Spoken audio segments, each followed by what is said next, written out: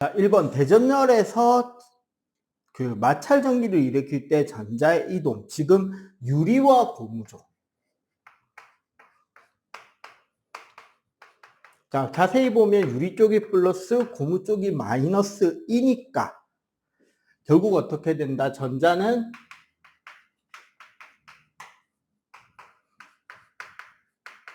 유리컵에서 고무 풍선으로 이동하여 유리컵은 플러스 전하를, 고무 풍선은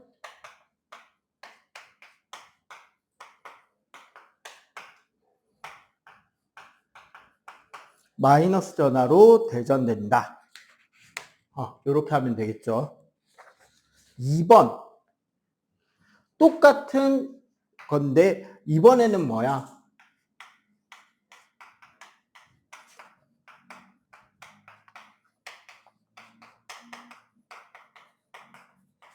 고양이 털에서 고무 풍선으로의 대전열이고 보자. 이동하는 입자는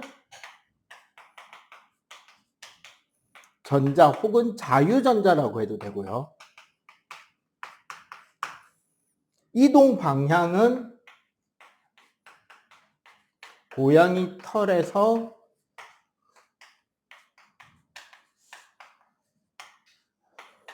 고무 풍선으로.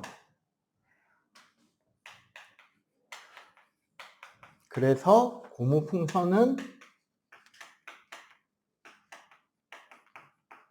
전자를 얻었으니까 마이너스 전하로 대전된다. 이렇게 하면 되겠다. 그지? 마찰 전기에서 항상 이동하는 거는 가벼운 전자가 이동한다는 거 꼭 기억해 주셔야 됩니다. 자, 3번 문제. 자, 극성이 정확하게 안 나와 있잖아. 그래도 여러분들 상관없이 극성을 문제에서 주어지자면 여러분들이 가정으로 해도 돼요. 가상으로. 예를 들어 봐봐. A가 플러스라고 가정한다면 B는 A와 청력이니까 플러스가 되겠죠? 그러면 B와 인력인 C는 마이너스니까 인력이겠지. 그런데 C와 D는 청력이네? 그럼 D도 마이너스일 거고. 그런데 D와 E가 다시 인력이네? 그러면은 E는 플러스. 자, A와 청력을 작용해요. 청력이란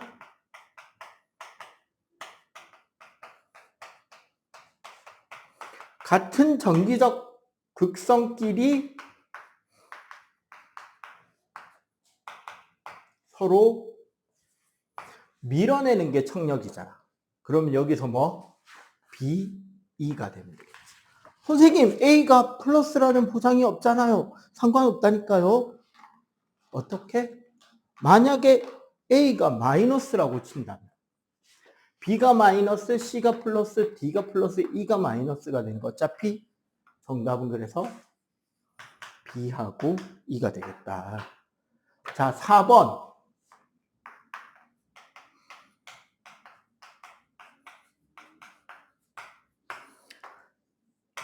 정전기 유도에 대한 설명이죠.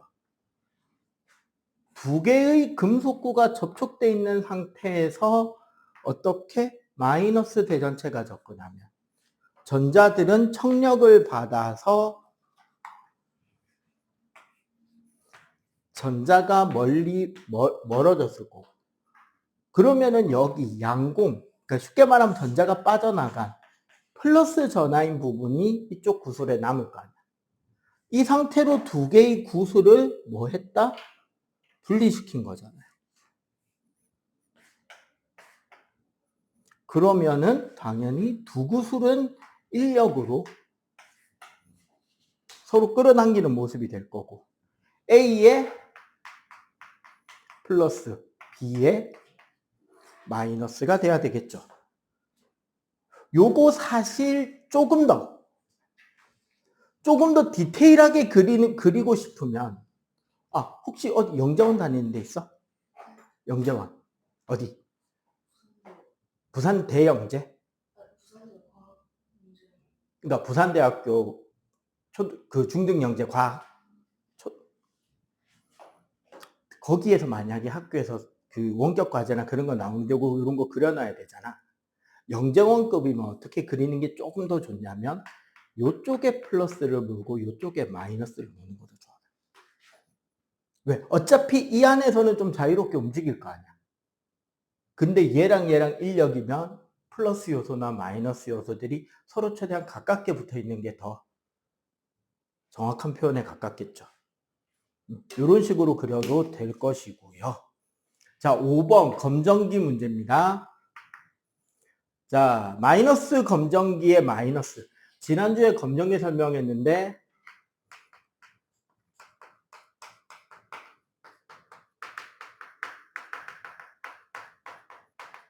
검정기로 알 수 있는 것, 할 수 있는 것 중에 세 번째가 뭐다?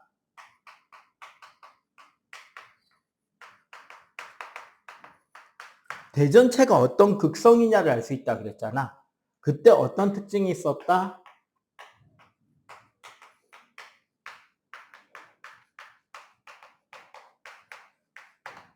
대전된 검정기와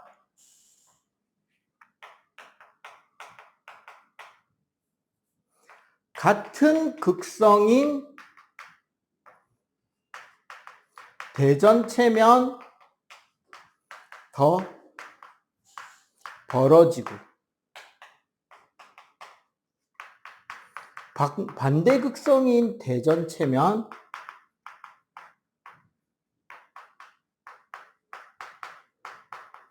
오므라든다라고 이야기를 했어요. 그죠?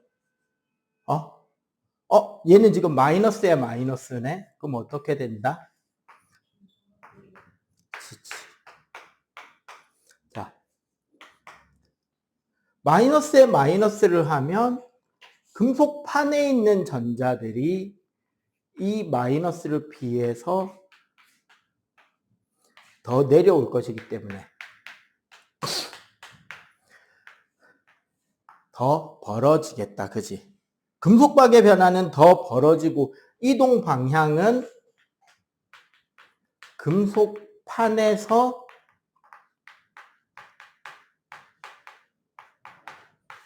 금속박으로 이동한다라고 써주면 되겠습니다. 좀 이따가 중간에 잠깐 쉬는 시간 줄 때 여기 이쪽 책상에 시험지 해주시면 되겠습니다. 오늘 수업 바로 들어갈게요.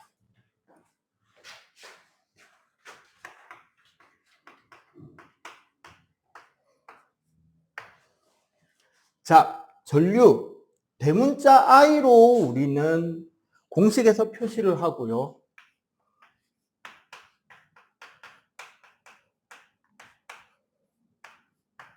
그 단위는 대문자 A, 암페어입니다. 과학에서 쓰이는 각종 단위들의 대문자가 쓰여 있다. 사람 이름이라는 소리예요. 계속 강조를 하는데 암페어라는 사람은 우리가 오늘 배울 사람은 아니고 다음 주? 빠르면 다음 주, 늦으면 다다음 주에 배울 사람인데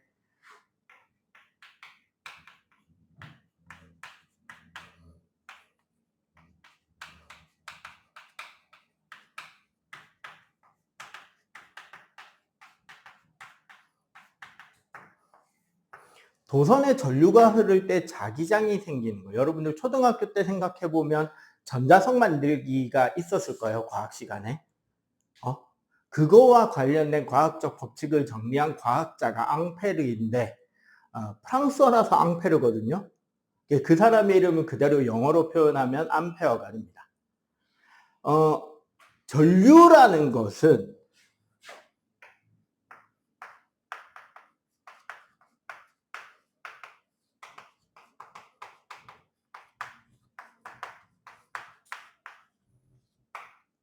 도선을 통해서 전하가 이동하는 정도를 전류라 그러고 정확한 정의는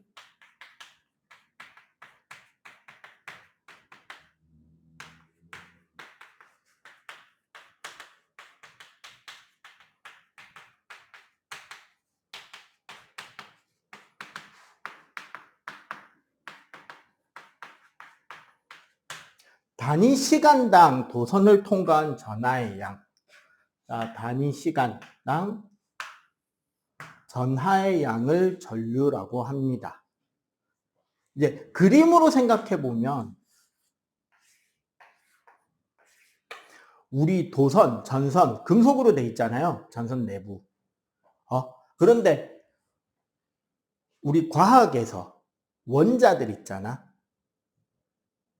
금속 원자들은 사실 이제 여러분들이 중등화학을 공부를 다 하고 나면 배우게 되겠지만 이온이라는 상태로 사실은 존재해요. 원자라기보다는. 제일 바깥쪽 궤도 전자들을 자유전자인 상태로 내다 쫓아내고 양이온으로 존재하는데 이때 쫓겨난 전자들이 어떻게? 양이온들을 붙여주는 접착제가 돼 있어. 그래서 굳이 그림을 그려보자면 약간 널널하게 그리자면 이렇게 양이온화된 원자들이 일정한 간격으로 띄엄띄엄 떨어져 있고 얘네들 사이사이에 뭐가 존재한다? 그치? 이 금속 원자들에서 쫓겨난 전자들이 제자리에 멈춰 있는 게 아니라 말 그대로 자유전자인 상태로 금속 원자들 사이사이를 막 빠르게 움직여 다니면서 더하기 빼기 더하기니까 인력이 생기겠지. 그렇게 해서 접착해주고 있는 거야. 그렇기 때문에 금속이 가지는 각종 성질들이 이 자유전자이야.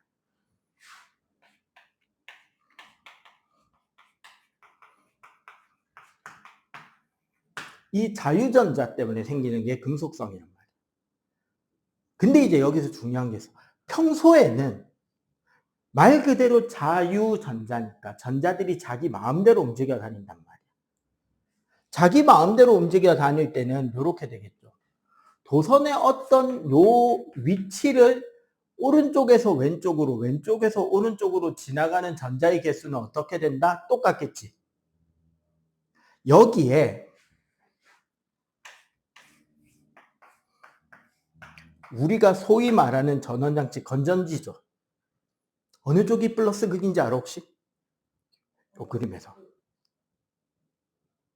왜 내가 이 이야기를 항상 하냐면 여러분들이 알고 있는 건전지 모양이랑 반대예요. 긴 게 플러스입니다. 짧은 게 마이너스고요.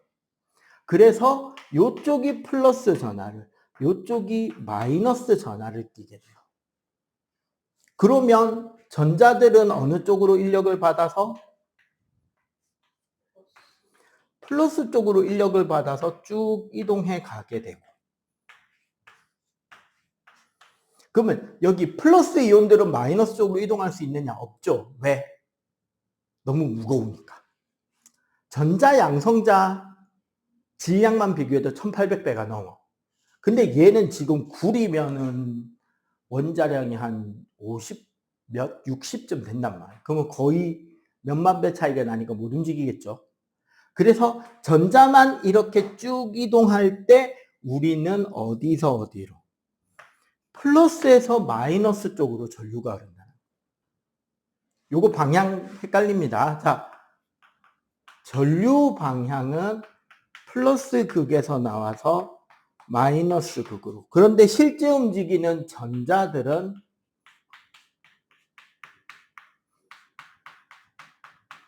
마이너스 극에서 플러스 극으로 이동하게 돼요.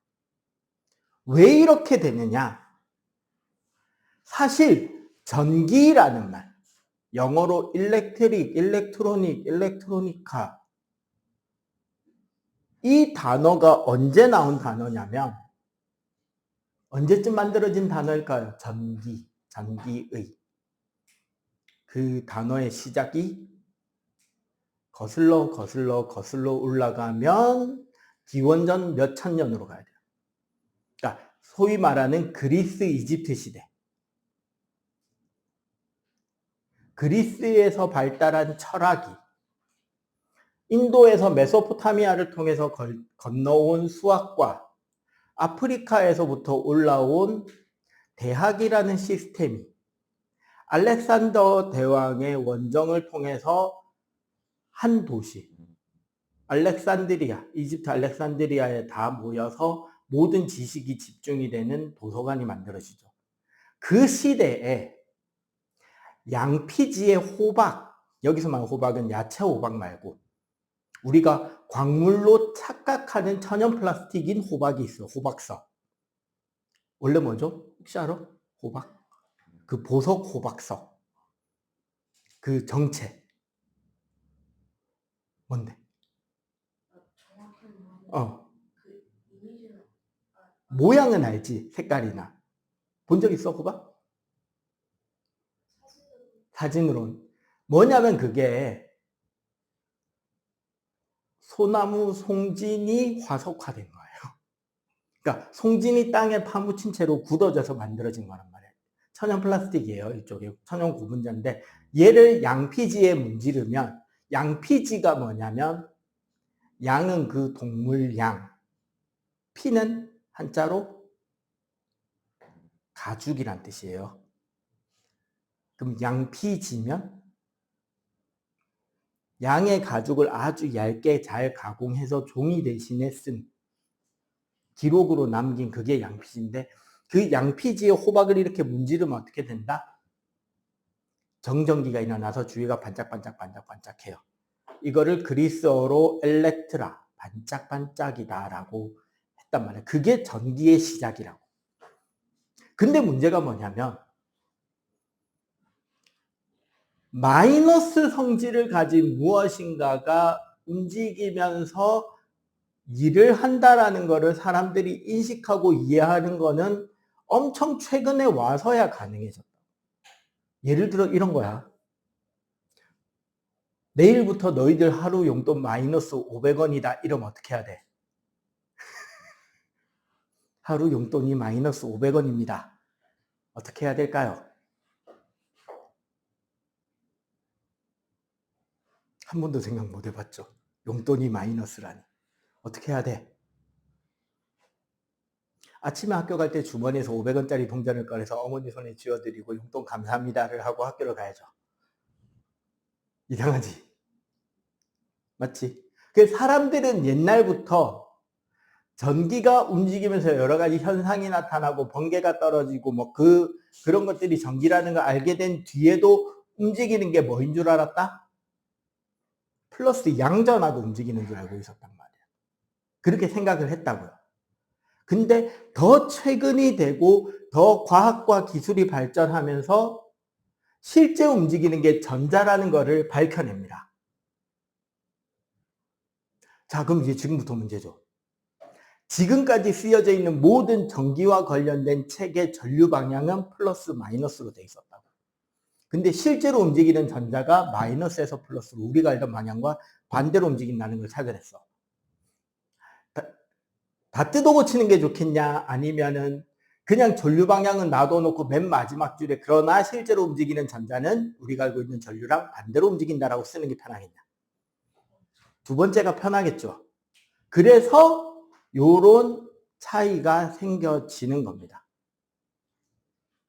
요렇게 움직이게 되는 거를 전류라 그러고 여기 시간당 전하의 양을 공식으로 적으면 비례나 이런 뭐뭐당이라는 거를 공식화할 때는 항상 기준값이 분모로 내려가면 돼요.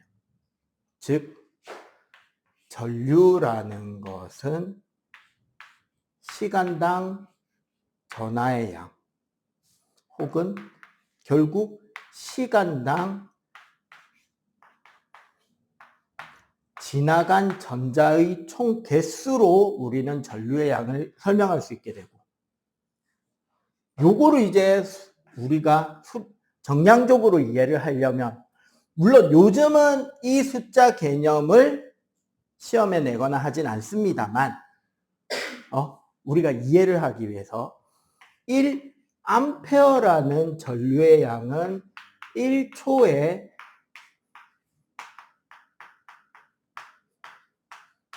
1쿨롱이라는 만큼의 전하량 혹은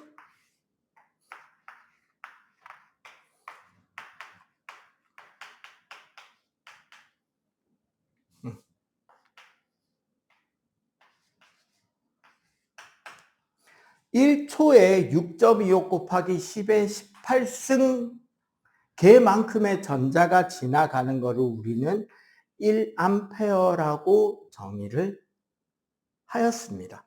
즉 요만큼의 전자가 가지고 있는 전하의 양을 1쿨롱이라고 정하자라고 이야기를 한 거예요.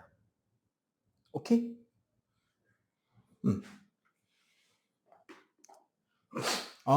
참고로 그러면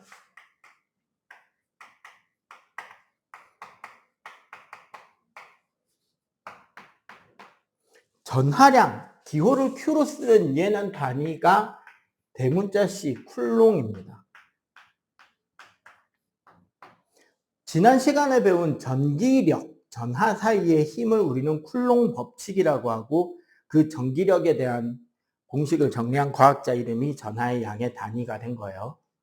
그럼 얘는 정의가 뭐가 된다?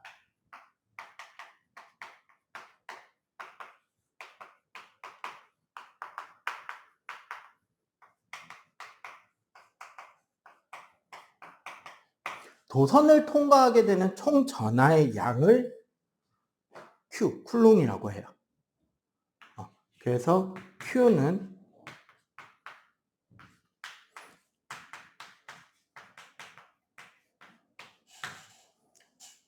1쿨롱은 1A/s로 생각을 하면 되고, 전하의 양을 갑자기 우리 지금 ESC 책이 없는데 내가 이야기를 하는 이유가 뭐냐?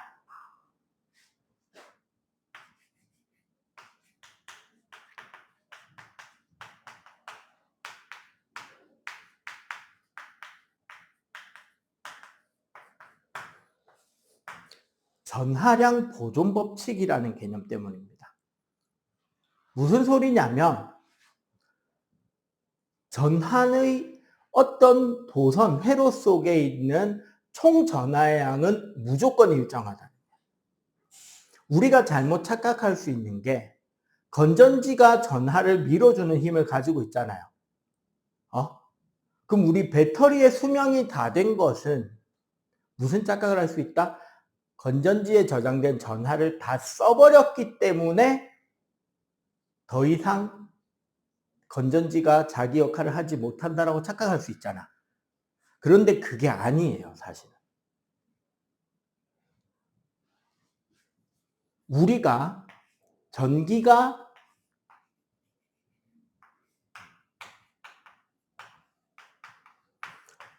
요 뒤에 배울 저항을 통과하게 되면 열이 납니다. 전하가 LED라던가 백열 등의 필라멘트를 지나면 빛이 나죠. 코일을 지나면 자기장이 생기고, 이런 다양한 역할을 할 때 여기서 열이 나는데 이 열을 내기 위해서 소비되는 것이 전하가 아니에요.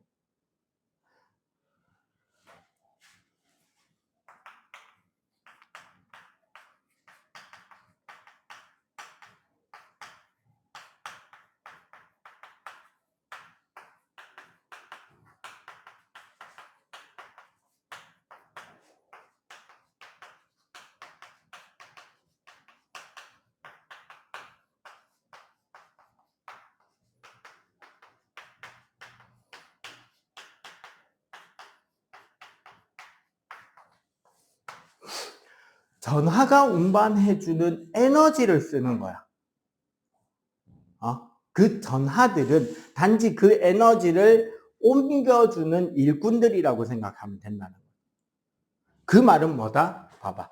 어떤 저항에 들어가는 전하의 양이 10쿨롱이었다면 이 저항을 빠져나오는 전하의 양도 몇 쿨롱이 돼야 된다? 그치, 10쿨롱이 그대로 돼야 된다는 거야. 그렇다면 저항이 두 개가 연속으로 있다고 하더라도 첫 번째 저항에 10쿨롱이 통과했다면 두 번째 저항도 10쿨롱이 통과하겠지. 그리고 여기서 중요한 건 뭐냐면 이 하나의 줄에는 전하가 꽉 채워져 있는 상태로 그대로 밀려가는 형태로 흐른다라고 생각해요. 어디는 빨리 흐르고 어디는 밀려서 천천히 흘렀다가 빨리 흘렀다 하는 게 아니라 균일한 속도로 쭉 돌아간다라고 생각하는 게 편해. 더 정확하다는 거야. 그럼 봐봐. 10쿨롱이 지나가는데 예를 들어서 5초 걸렸다고 치자. 그러면 여기 10쿨롱이 지나갈 때도 몇 초 걸리게 된다? 똑같이 5초 걸리겠죠. 그러면 얘가 몇 암페어가 되죠? 그치. 2암페어가 되고 여기도 몇 암페어가 된다? 2암페어가 되지. 요렇게 저항이 한 줄로 연결되어 있는 거를 우리는 직렬 연결이라고 하고요. 직렬 연결일 때 전류의 크기는 어디에서나 어떻다? 일정하다는 거예요. 그런데 여기 한번 볼게요.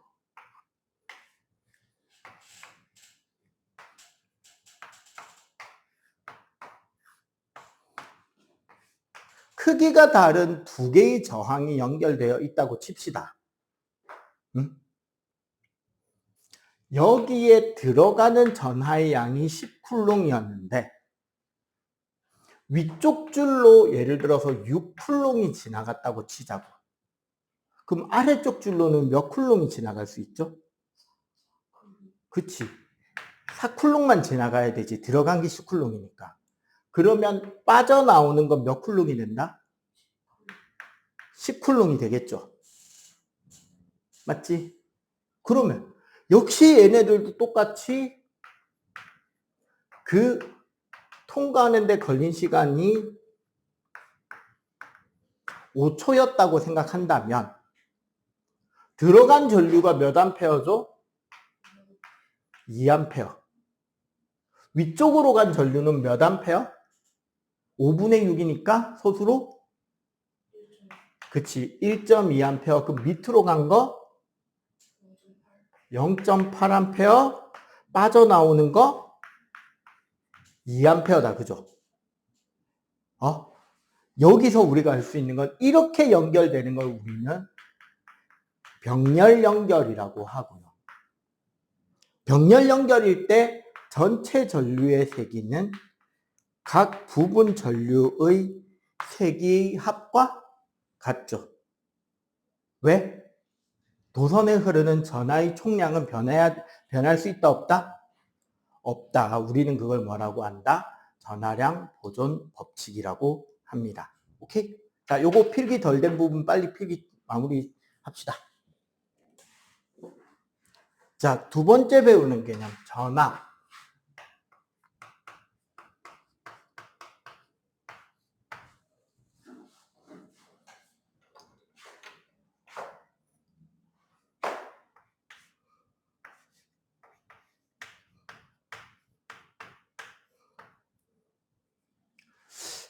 일단 선생님이 기억하고 있기로 유일할 겁니다. 뭐가? 기호와 단위가 같은 글자를 쓰는 물리량은 얘가 유일한 걸로 알고 있어요. 그나마 나중에 고등과정 과학으로 고등과정의 물리학에 가면 수직항력이라는 힘을 배우게 되거든요. 영어로는 그냥 노멀 포스, 그냥 힘이라는 뜻인데 어떤 수평면에 대해서 어떤 면에 대해서 수직으로 서로 밀어주면 서로가 서로를 밀어내는 힘이 생기잖아. 아니면 내가 바닥에 서 있으면 바닥을 누르는 힘이 생기죠. 그 수직항력이라는 힘을 일반적인 힘이다 그래서 영어로 노멀 포스라고 쓰는데 그래서 걔는 일반적인 힘은 F로 쓰지만 수직항력 같은 경우 N으로 쓰거든요. 근데 힘의 단위는 뉴턴이잖아. 그 케이스를 제외하면 유일합니다. 볼트는 볼타라 그래가지고 화학전지를 만든 과학자의 이름이에요.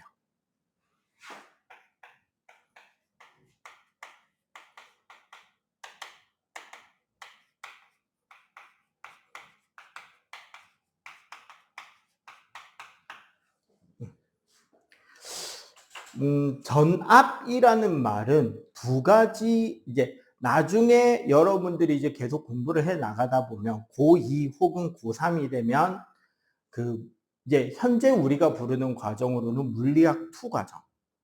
이제 역학과 에너지, 파동과 전자기학 이런 책들이 있단 말이에요. 전자기와 파동 이런 책이 있는데 거기에 가서야 배우는 개념이 있어요.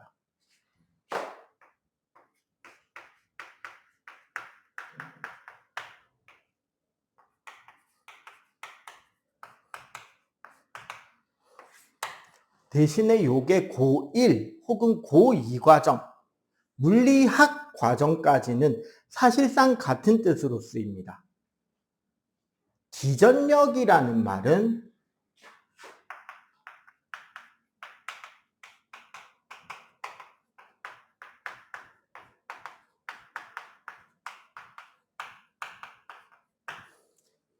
도선의 전하를 한쪽으로 흐르게 하는 능력을 우리는 기전력이라고 하고요.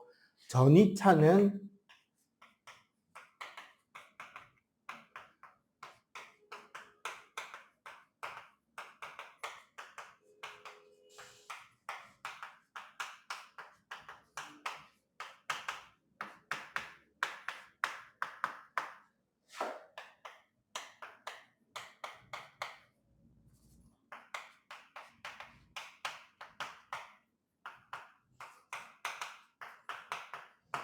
전기적인 위치 에너지를 부여한다라는 개념으로 이해를 하시면 되는데 저기 우리 책에 수로 모형 한번 볼래요? 책에 보면 우리 교재 수로 모형을 보면 밑에 있는 물을 펌프로 끌어올리잖아. 그러면 우리가 이제 이 물리학책 맨 마지막에 가서 배우는 위치 에너지라는 개념이 있어요. 물체의 위치를 높은 곳에다가 올려놓잖아. 그러면 얘는 높은 곳에 있기 때문에 에너지를 가지게 돼요. 그러면 얘가 원래 위치로 내려오면서 뭐를 할 수 있다? 자신이 가진 에너지만큼 어떤 기계를 작동시킬 수 있게 되는 거야. 여기서는 지금 뭐를 돌리죠? 물레방아를 돌리지. 즉, 전압, 전지는 아까 우리가 배웠듯이 여기가 플러스, 여기가 마이너스니까 플러스에서 마이너스 쪽으로 전류를 흐르게 할 수 있는 능력이 있고 그 각각의 전하들이 이동할 거 아니야. 양전하가 이동한다고 치자고. 플러스 전하가 이동한다고 할 때, 자, 요쪽 마이너스 건전지를 통과하기 전에 얘가 가지고 있는 에너지가 예를 들어 U0라는 값이었다면, 우리 건전지 전압을 V라고 할 때 요쪽의 에너지 값은 U0의 V만큼의 에너지를 더 가진 전하가 여기서부터 여기까지 존재한다는 거예요. 즉 뭐다?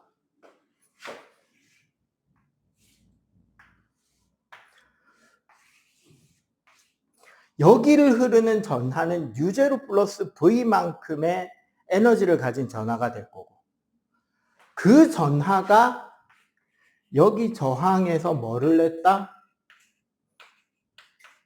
열을 낼 거 아니야.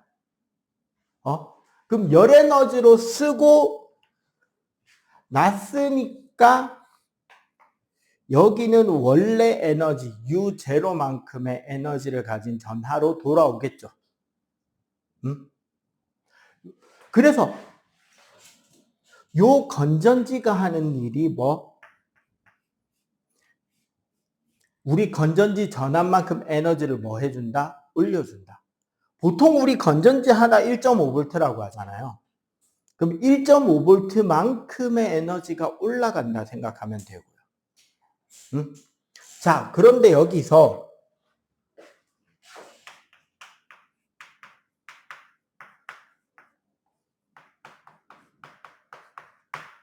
건전지의 연결, 직렬, 그 건전지 연결하는 거를 어떻게 생각하면 여러분들이 이해가 편하냐면 저기 저 백화점의 에스컬레이터라고 생각하면 편해. 응? 봐봐. 건전지 두 개가 한 줄에 직렬로 연결이 되었다. 그죠? 이거는 어떤 그림하고 같은 거냐면 자, 여기 1층, 여기 2층, 여기 3층인데 에스컬레이터가 요렇게 돼 있는 거야. 여기서 전화가 쭉 지나가는 동안 하나 올라가고 또 하나 올라갔어. 그러면은 몇 개 층만큼 올라간 거다? 2개 층이 올라간 거지. 만약에 한 층당 높이가 1.5라면 2층 올라갔으니까 얼마나 올라간 거다? 3이 올라간 거다. 그죠? 요렇게 연결이 되는 게 직렬 연결인 거고. 그에 따라서 병렬로 연결한다는 거.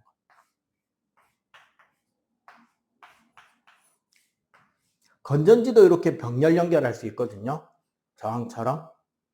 이거는 뭐랑 같은 그림으로 보시면 되냐면 1층과 2층이 있는데 에스컬레이터를 이걸 타도 되고 이걸 타도 되는 거야. 두 가지를 동시에 탈 수 있는 방법은 없죠. 맞지? 그러면 이렇게 병렬로 연결하면 둘 중에 하나를 타도 되는데 올라가는 높이는 어차피 몇 층 올라간 거다? 한 층 높이 올라가는 거지. 그렇기 때문에 건전지의 역렬, 직렬, 병렬일 때 개수에 따른 전압은 어떻게 되느냐?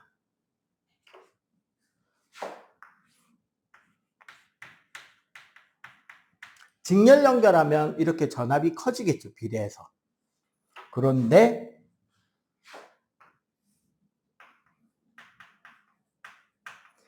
병렬 연결하면 개수를 늘려도 전압이 증가하진 않아요. 대신에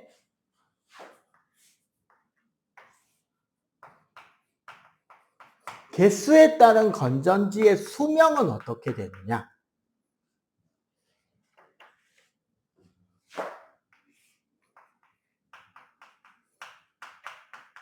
병렬로 연결하면 수명이 늘어납니다. 대신에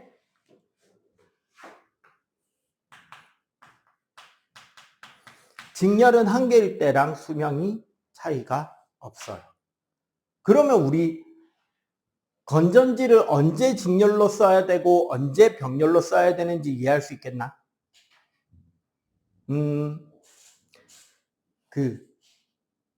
광산이나 탄광 있죠? 그런 데서 작업하시는 분들이 가지고 있는 이마에 차고 있는 비상용 랜턴은 직렬 연결이 유리할까요? 병렬 연결이 유리할까요? 병렬이 유리하겠지. 왜? 왜 병렬로 연결하는 게 유리할까요? 사실 여러분들이 이제 잠시만 1학년 몇 학년 학교가 어디지? 해강 1? 2? 1학년? 2학기부터 시험 쳐야 될 거 아니야. 소수령이 시험 문제로 나올 거란 말이죠. 소수령의 대부분이 이겁니다. 정답이 무엇이고 왜 그런지 서술하시오라. 그거를 문장으로 깔끔하게 모든 내용을 다 넣으면 되는 거거든. 왜 병렬로 연결하는 게 유리할까요? 비상용 랜턴. 그치. 얼마나 밝으냐가 중요한 게 아니죠. 내가 구조될 때까지 불이 계속 켜져 있을 수 있느냐가 중요한 거지. 그러니까 오래 써야 되는 전기는 병렬로 연결해야 돼요. 강한 힘을 내야 되는 전기는 직렬 연결하면 좋겠죠. 그럼 이런 생각 한번 물어볼까? 요새 길거리에 보면 전기차가 많이 다니잖아요. 전기차는 어떻게 연결되어 있을까요? 배터리가.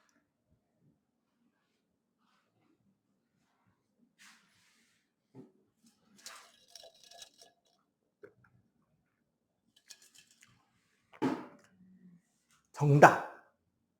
둘 다 많이. 실제로 전기차 우리가 배터리 팩으로 이만한 판때기처럼 돼 있는 걸로 보여지는데 그 안에 사실은 원통형이나 박스형 배터리들이 충전지가 가득 채워져 있는 거예요. 그리고 걔네들은 직렬과 병렬의 혼합으로 연결돼 있어요. 왜? 차를 달리게 하려면 전압이 높아야 되겠죠, 당연히. 그러면서 내가 원하는 만큼 달릴 수 있게 오래도 가야 되잖아. 그럼 어떻게 연결해야 돼? 직렬과 병렬을 섞어서 많이 연결해놔야 돼. 자, 그래서 지금 전류와 전압을 연결을 해 봤는데,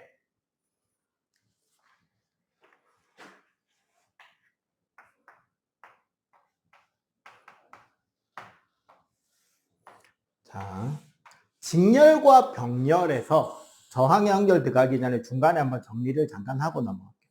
직렬 연결과 병렬 연결에서 결국 전류는 어땠다? 직렬일 때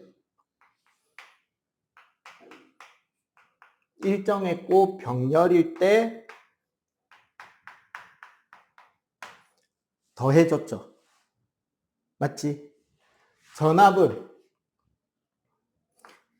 직렬일 때는 더해야 됐고 병렬일 때는 일정했어. 왜? 요걸 생각해 보면 봐봐. 여기가 전압이 같고 여기가 전압이 같은 거잖아. 요 차이와 요 차이와 여기서 여기까지의 차이가 같잖아요. 그래서 병렬은 다 일정, 직렬로 연결하면 강해지고 전류는 직렬일 때 일정, 병렬일 때 더해진다. 이런 식으로 정리를 할 수 있을 겁니다. 자, 일단 요거 정리해 보세요. 이제 저항 연결 바로 들어갈 거예요. 자, 오늘 지금 우리가 공부하고 있는 걸 다 배우면 여러분들이 초등학교 때 했던 실험에 대한 정확한 값을 알게 되는 게 하나가 생겨요. 아마 기억이 날 겁니다. 전구 2개, 건전지 2개를 각각 연결할 때 어떻게 연결하는 것이 가장 밝고 어떻게 연결하면 가장 어두운지에 대한 그 실험이 있었어요. 바로 뭐냐? 어떻게 하면 제일 밝았죠? 건전지는 직렬로, 전구를 병렬로 연결할 때 가장 밝았고 그 반대로 전구를 직렬로, 건전지를 병렬로 연결할 때 가장 어두웠단 말이야. 그지?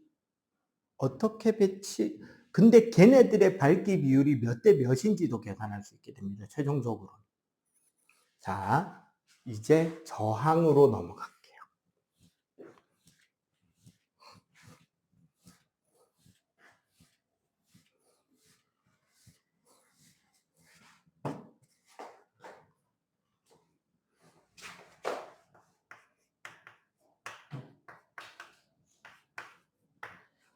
저항 R,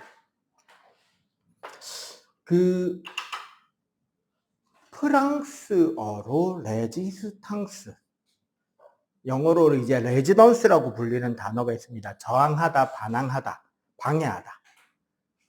그 뜻이고요.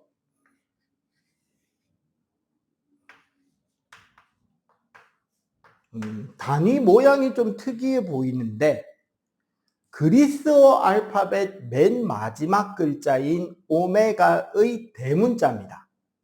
즉, 옴 역시 뭐다? 과학자고,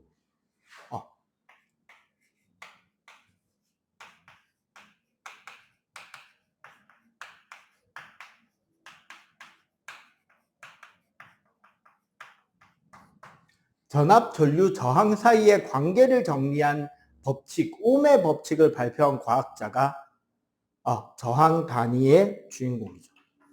저항이란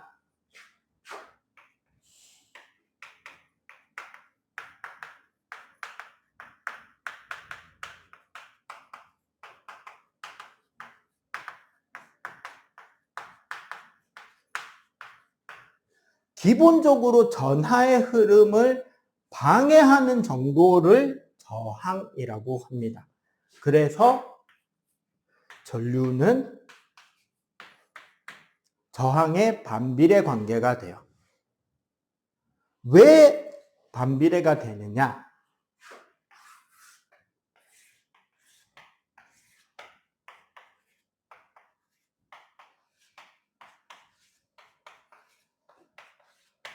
요게 도선이라고 할 때 아까 전류가 흐른다는 건 어떻게 이야기했죠? 전자가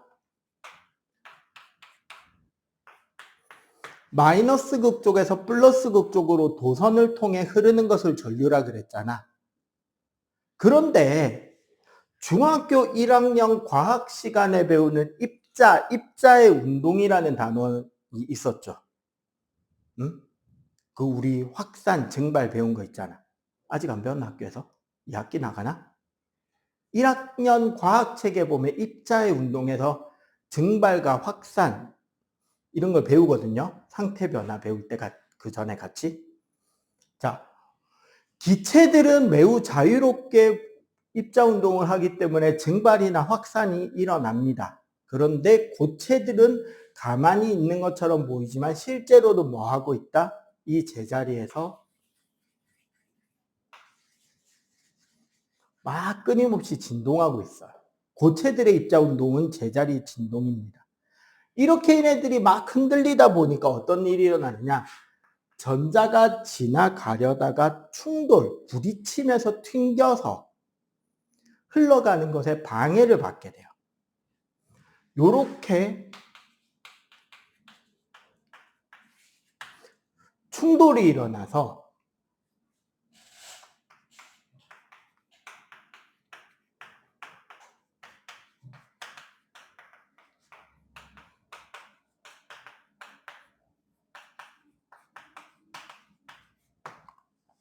전하가 이동하는 것을 방해를 받게 돼서 여기에 대해서 그 저항의 크기는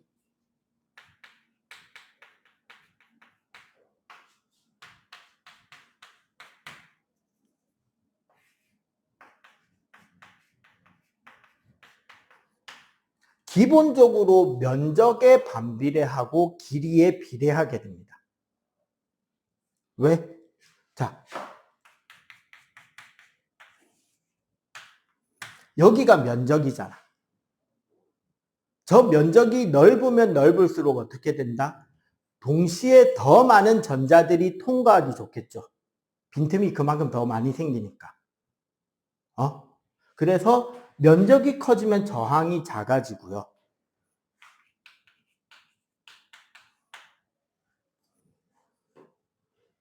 여기. 길이가 길어지면 부딪힐 확률이 늘겠죠. 맞지? 그래서 길이가 길면 저항이 커집니다. 그리고 여기 비저항이라는 계수가 붙어 있잖아요. 얘는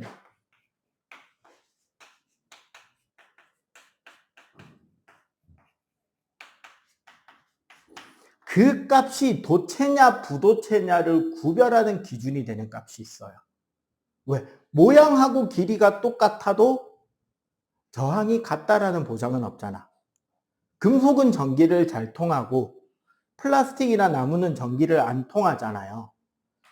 그게 도체, 부도체에 대한 개념인데 보통 우리는 도체 값은 10의 마이너스 16에서 10의 마이너스 4승 값의 범위를 가지고요. 금속마다 그 값이 조금씩 다르긴 합니다. 제일 작은 게 금이에요. 그 부도체는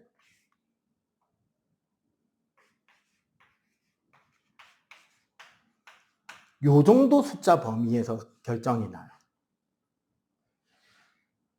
그러니까 부도체는 전기를 안 통하게 하는 게 아니라 저항이 너무나 크기 때문에 전류가 흘러가지 못하게 하는 게 부도체인 거고. 그럼 우리 이런 생각할 수도 있지 않을까? 요 중간쯤 되는 어떤 값을 가지는 물질도 있을 수 있잖아요. 그렇겠지? 우린 걔를 뭐라고 부르면 좋을까요? 도체보다는 저항이 크지만. 네. 그래서 요 사이에 들어가는 물질의 이름이 반도체입니다. 실제로 우리가 반도체 하는 것들 있잖아요. 요즘에 이제 되게 핫하죠. 응? 그 반도체의 뜻이 진짜 이 반도체입니다. 반쯤은 도체이고 반쯤은 부도체일 수 있는 물질. 도체보다는 저항이 크지만 부도체보다는 저항이 작은 물질. 얘네들을 반도체라고 합니다. 자, 요 공식으로 해서 나오는 퀘션이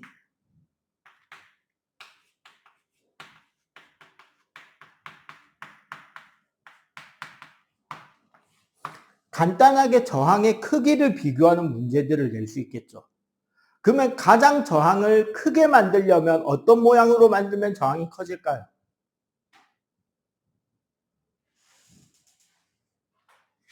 저항을 크게 만들려면 가늘고 길게 만들면 저항이 커지겠지. 저항을 작게 하려면 단면을 굵고 그치 짧게 하면 저항이 작아지겠죠.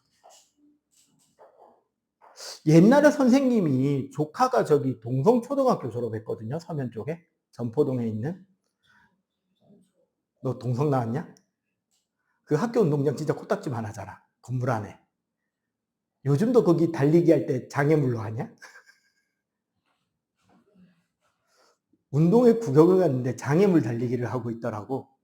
근데 그 해만 그랬는지 요즘에는 어떻게 하는지 모르겠는데 한 10년 됐거든요. 걔가 지금 올해 대학생이니까. 뽑기를 하더라고. 장애물을. 굵고 짧은 거랑 가늘고 긴 터널이 있어. 1등으로 달리던 애가 가늘고 긴 터널에 걸려서 기어간다고 다 따라잡히고 꼴등으로 들어오던 애가 굵고 짧은 거 뽑아갖고 한 방에 휙 지나가 버리고 재밌겠던데 하는 거 보니까. 그거 생각하면 돼요. 우리가 전자다 생각하고 어느 게 통과가 쉬울지 없는지. 그래서 이 문제의 심화는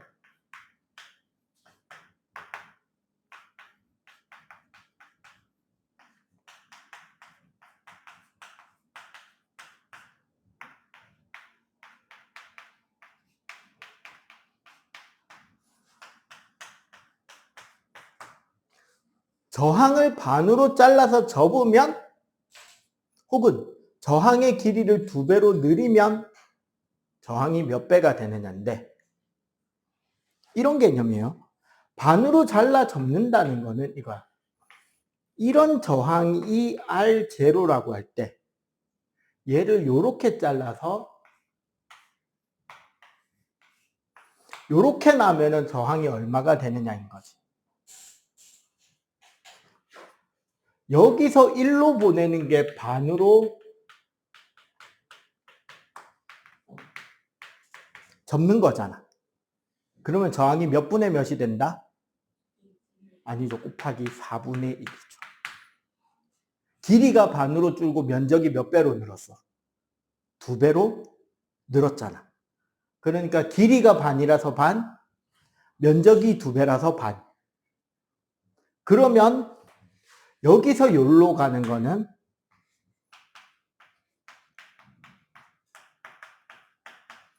2배 길이로 늘리는 거지. 그러면 몇 배가 된다? 4배로 늘어나겠죠. 왜? 2배로 쭉 잡아 늘리면 가늘어질 테니까 반으로. 이해가 되죠? 자, 그 다음에 여기에 충돌이라 그랬잖아요. 응?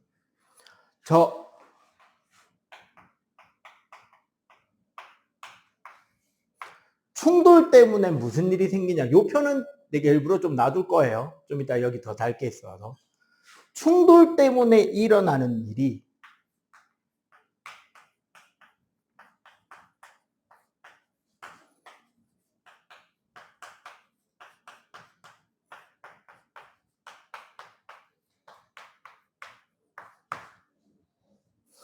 내부 에너지라는 말은 우리가 중등에서는 안 다루는 거니까 그냥 가로를 쳐놓고 전자가 원자핵과 충돌하게 됨으로써 전자의 흐름이 방해가 되고 전자가 가진 에너지가 일부 줄어듭니다. 그 줄어든 에너지는 어디로 간다? 원자의 흔들리는 입자 운동이 더 활발해지겠지. 맞지? 부딪혔으니까. 그래서 그 흔들리는 에너지가 늘어나면서 결국 뭐? 열 에너지로 방출되게 된다는 거야. 그래서 이 과정을 다른 말로 하면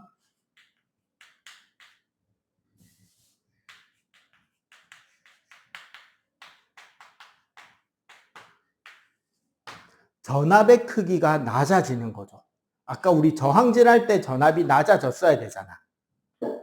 근데 얼마만큼? 흘러가는 전류와 저항의 곱만큼 낮아지게 됩니다. 자, 그러면 봐봐. 가장 기본적인 회로를 하나 그려볼게요.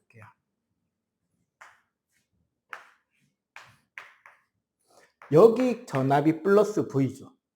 요 저항을 R이라고 하고 여기에 전류가 I가 흐른다면 우리는 여기서 마이너스 I 곱하기 R만큼의 전압 강화가 일어난다는 거죠. 자, 요 지점을 U0라고 생각하고 한 바퀴 삥 전류를 돌려주면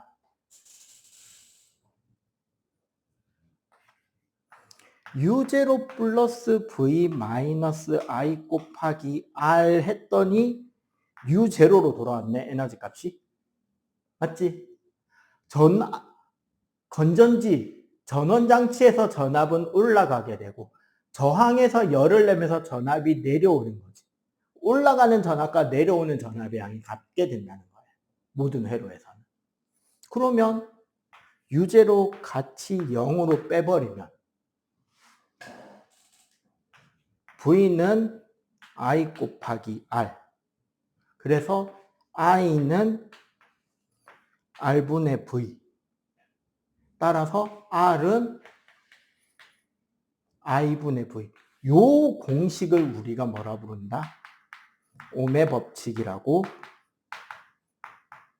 하는 겁니다. 여기까지는 알겠죠? 자, 요 표는 잠깐 필기 안 해도 되니까 요 남은 부분들 필기 정리 계속 해주세요.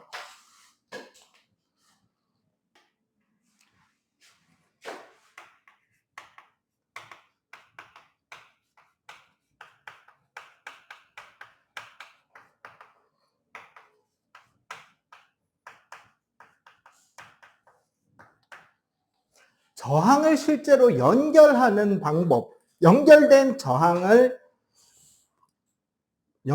저항의 총합계를 구하는 방법, 그리고 그걸 통해서 옴의 법칙을 통해서 회로를 분석하는 방법을 차례차례 배우도록 할 거예요.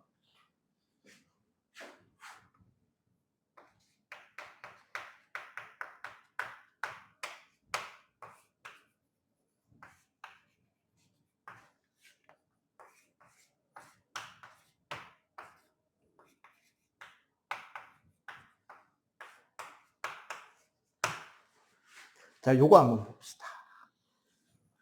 저항 R1과 R2가 직렬로 연결돼 있다, 그지? 얘는 직렬회로니까 R1에 흐르는 전류의 양도 I, R2에 흐르는 전류도 I. 원래는 얘가 I1, 얘를 I2로 써야 되겠지만 우리 여기 봐봐. 직렬일 때 전류의 값은 다 어떻다 그랬다? 앞쪽 표에서 다 같다고 했죠. 그럼 어차피 똑같은 I가 흘러갈 거 아니야. 그럼 우리 아까 여기 저항 옴의 법칙 할 때 만든 그 공식을 여기서도 써보자고. 그냥 한 바퀴 삥 돈다고 생각하면 플러스 V 마이너스 IR1 마이너스 IR2가 0이죠. 맞지? 그러면은 넘기면 V는 I에 R1 플러스 R2가 될 거고, 아까 우리 전압 V는 IR이었잖아요. 그러니까 어떻게 된다? IR 합계는 I에 R1 플러스 R2가 생기니까 R 합계 값은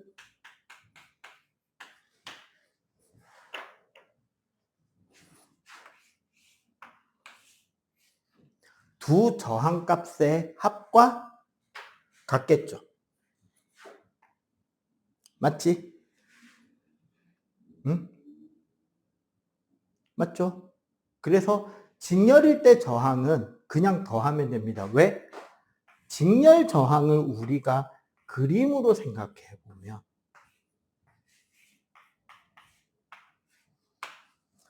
뭐가 증가하는 모양이 된다?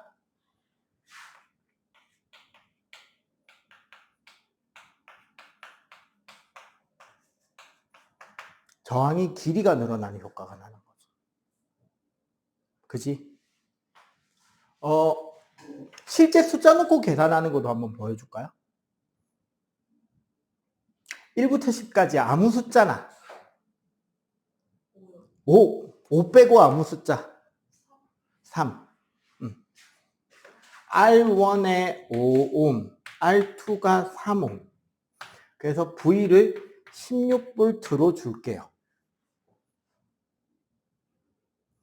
원래 어떻게 푸는 거냐면 여기 건전지가 좁아서 그러는데 회로 전체의 값을 여기 건전지 옆에다가 V, I, R 해서 전체 값이라고 표시를 해주고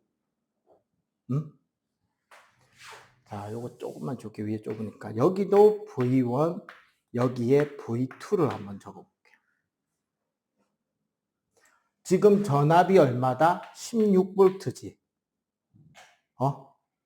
직렬일 때는 여기가 출발점이거든요. 전체 저항값. 어떻게 할 수 있다? 방금 우리 적었잖아. 더하면 된다 그랬지. 얘가 5옴, 얘가 3옴이니까 전체 저항은 몇 옴?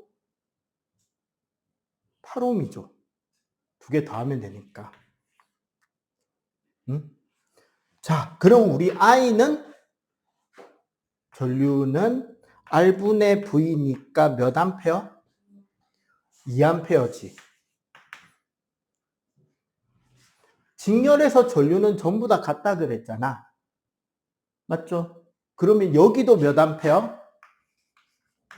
여기도? 그러면 여기는 몇 볼트? V는 IR이니까 2호? 네. 2, 3은?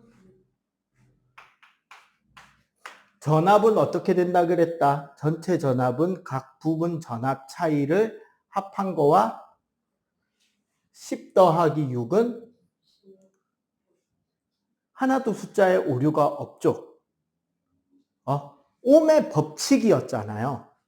법칙이기 때문에 오류가 나면 된다 안 된다? 안 되고 어디나 전부 다 성립이 돼야 되는 거예요. 이렇게 계산해 주면 돼요. 자, 그럼 하나 더. 여기가 직렬. 그럼 병렬도 해볼까?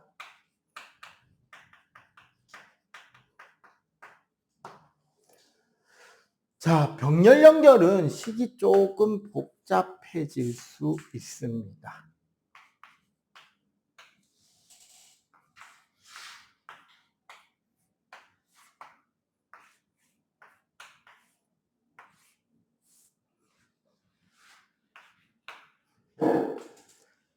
자, 병렬 연결은 아까 우리가 병렬 전류 계산할 때 나왔던 식이 하나 있었어요. 그거도 같이 적용을 해줘야 돼. 뭐다? 들어가는 전체 전류가 I, 위를 지나는 전류가 I1, 밑을 지나는 전류는 I2다. 그죠? 응? 그러면 어떤 식이 일단 성립한다? I는 I1 더하기 I2라는 식이 하나 성립을 하죠. 그리고 병렬이잖아. 여기가 전압이 V면 여기도 전압 V, 여기도 전압이 V겠지. 맞지? 그리고 V는 I1, R1이자 V는 I2, R2가 되지. 맞지? V는 IR이었으니까. 자, 그러면 요 식에서 I1은 R1분의 V가 되고 요 식에서 I2는 R2분의 V가 되잖아. 그죠? 요 둘을 대입하면 I는 R1분의 V 더하기 R2분의 V인데 우리 I는 R분의 V였잖아. 이거는 합계분의 V가 되죠. 그지? 그래서 전압이 다 같으니까 약분해줘 버리고 나면 무슨 식이 남는다?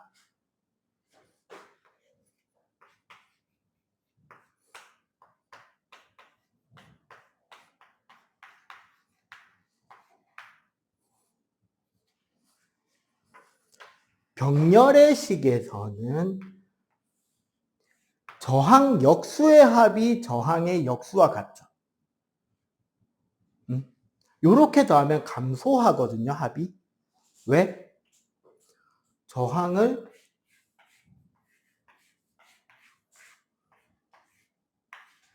병렬 연결하면 뭐가 증가한 거다? 저항의 단면적이 증가하죠. 맞지? 결국 줄어드는 효과가 난다는 거야. 자, 그리고 요 그래서 여기 봐봐. 저항은 직렬일 때는 어땠다? 그냥 더했고, 병렬일 때는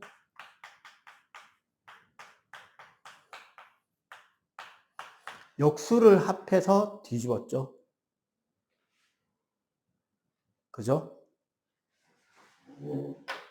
자, 그런데 우리 요거는 역수의 계산이다 보니까 중요한 게 하나 생깁니다. 뭐냐면요. 나오는 숫자만 나와요. 어떤 패턴이 있냐면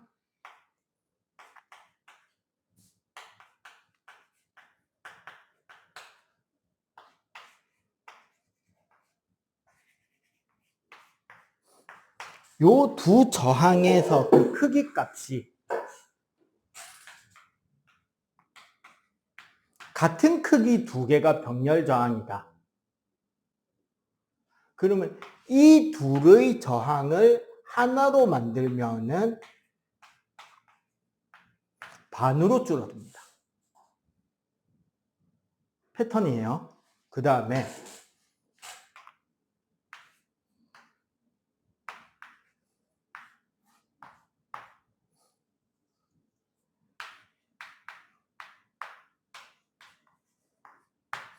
각 저항의 크기가 3대 6일 때 일부러 1대 2라고 안 한 거예요. 1대 2나 3대 6이나 같잖아요 하겠지만 일부러 3대 6일 때라고 한 거예요. 얘네들의 합성 저항의 크기는 2R0가 돼요. 실제로 풀어봐도 돼. 봐봐. R0분의 1 더하기 R0분의 1은 R0분의 2가 R의 역수잖아. 그러니까 뭐가 돼? R 합계는 2분의 R0가 돼. 맞지? 얘는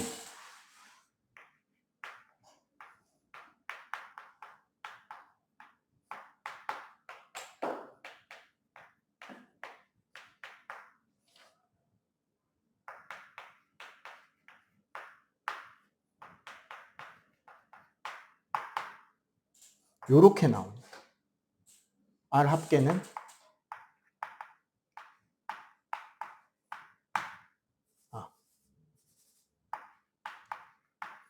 2R0가 되죠.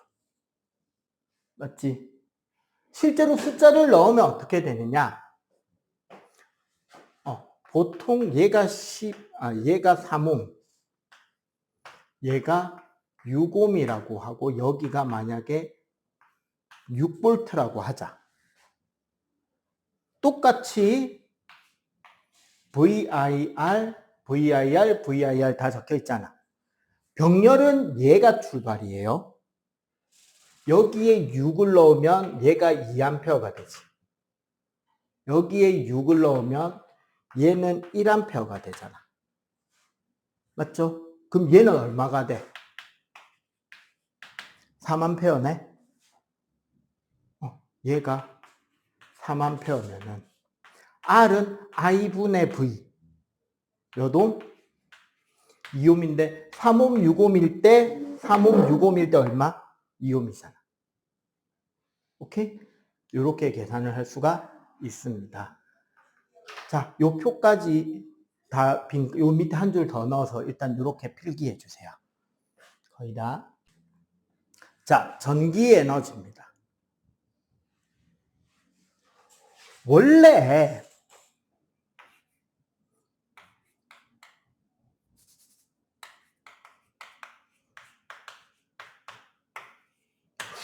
전위차라고 하는 얘가 가지는 또 하나의 의미, 아까 설명을 조금 덜 했는데 원래 이건 중학교에서 설명 나오는 건 아니긴 해요. 고등과정 물리학에서 설명이 나오는 부분이긴 한데 전위차라는 것은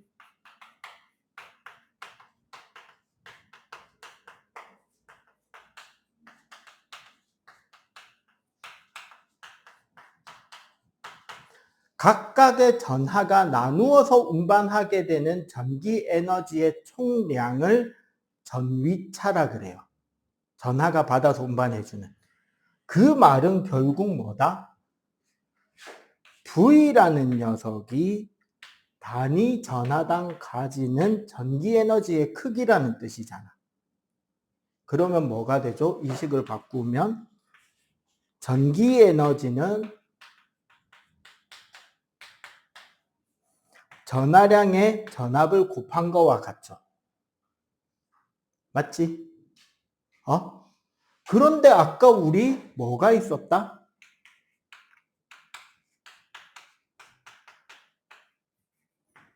전하량 Q는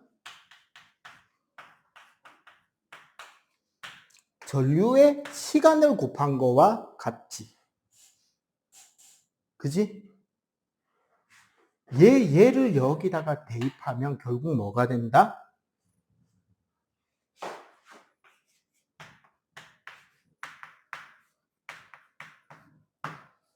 전기 에너지의 양은 전압 곱하기 전류 곱하기 시간이 되죠. 응? 무슨 소리냐? 1J는 1V의 전압으로 1A의 전류가 1초 동안 흘러갈 때의 에너지량을 1J이라고 약속을 하는 거예요. 여기서 우리 요 단위 잘 보세요. 지금은 뭐다? 시간 단위가 초였다. 그리고 이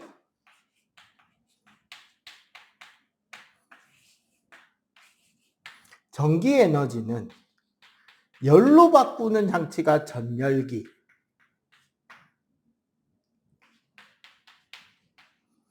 운동으로 바꾸는 장치가 전동기, 또 뭐 있냐? 빛으로 바꾸는 게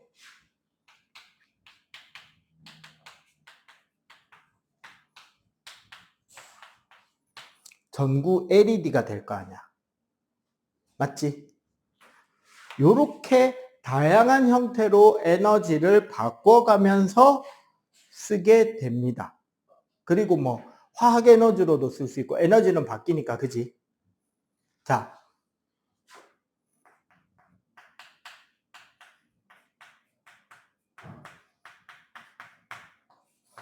사실 오늘 요 단어 마무리로 배우는 게 소비 전력이라는 개념이에요.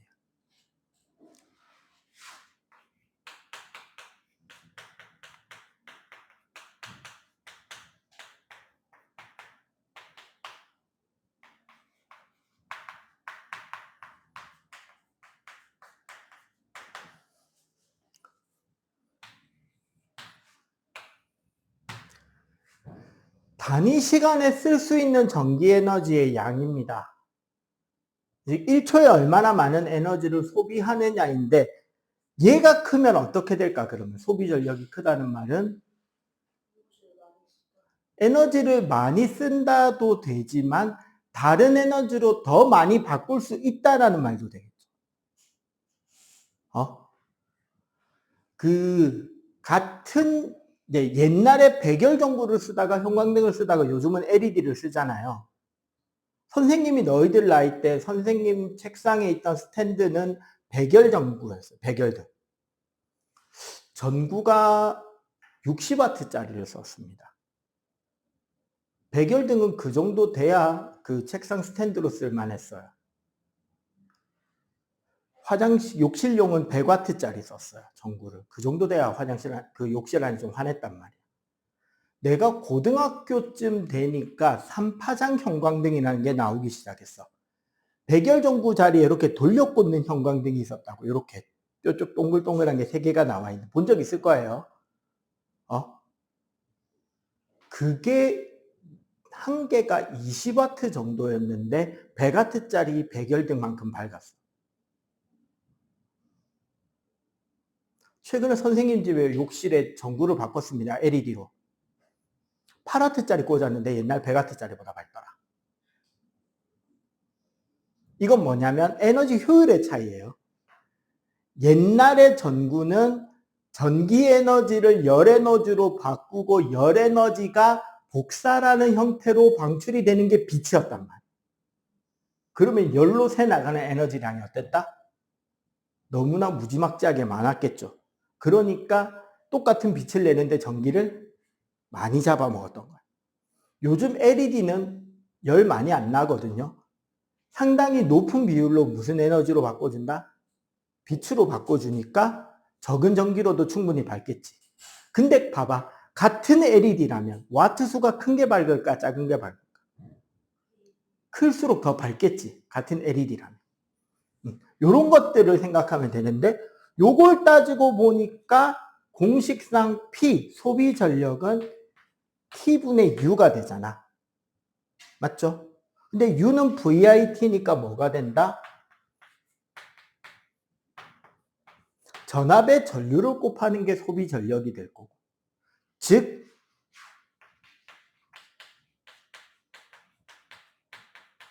소비 전력이 크면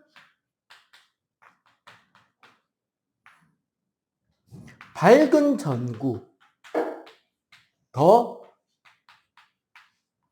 뜨거운, 더 열을 많이 내는 저항이 될 수 있겠다. 그죠? 응?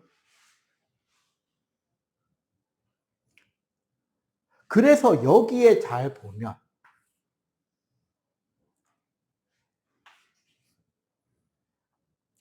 직렬에서는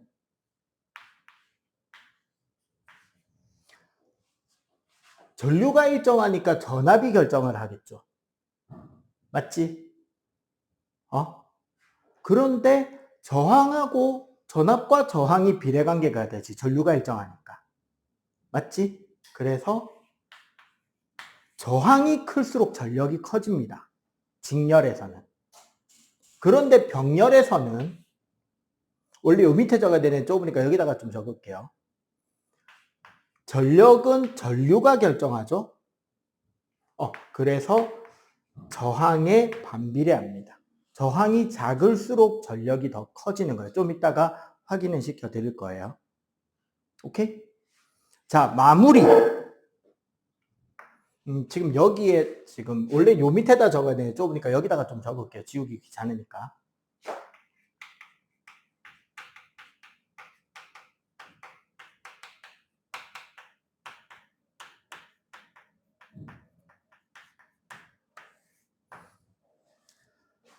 그래서 여러분들 집에 들어가는 전자제품은 전부 다 병렬로 연결하게 되어 있습니다. 병렬로 연결하면 어떤 장점이 있다? 모든 전자기기에 동일한 전압을 가해줄 수 있죠. 그래서 각 전자제품은 자기 최적의 성능을 발휘할 수 있도록 설치가 된다는 거예요. 그리고 병렬 연결이기 때문에 한 제품이 고장나거나 꺼지더라도 다른 제품은 이상 없이 작동이 되겠죠. 직렬이면 하나 꺼지면 다 꺼지겠지. 맞지? 자, 전격 전압 소비 전력이라는 건 이 전자제품을 몇 볼트에다가 꽂았을 때 얼마만큼의 출력을 내줍니다라는 걸 계산하는 파트입니다. 예를 들어서 요거 볼까요? 200볼트에 800와트라는 어떤 전자제품이 있어요. 이건 무슨 소리냐? 이 전자제품을 200볼트짜리 용이라서 200볼트에다가 꽂으면 800와트의 출력을 내줍니다잖아. 그러면 몇 암페어죠? 흐르는 전류가? 그치. 얘가 전압이고 얘가 전력이니까 두 개 곱해서 800이 되려면 4암페어가 되지. 여기는 이해가 되죠? 안 되면 바로바로 말해야 돼요. 그러면 봐봐. 얘 저항 몇 옴이게?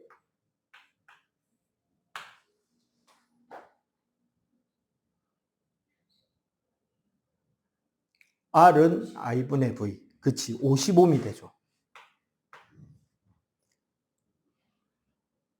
여기서 이 50옴이라는 이 값만 안 변하는 값이에요.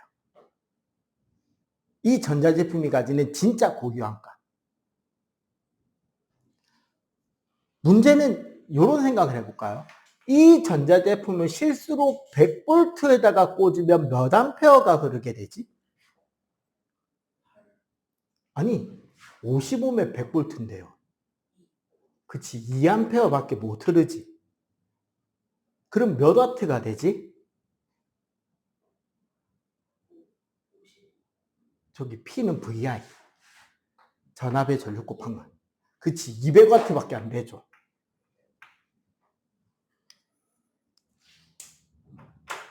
우리나라 여러분들 집의 전기는 220볼트. 실제로 그 실효 전압은 200볼트입니다. 우리나라는.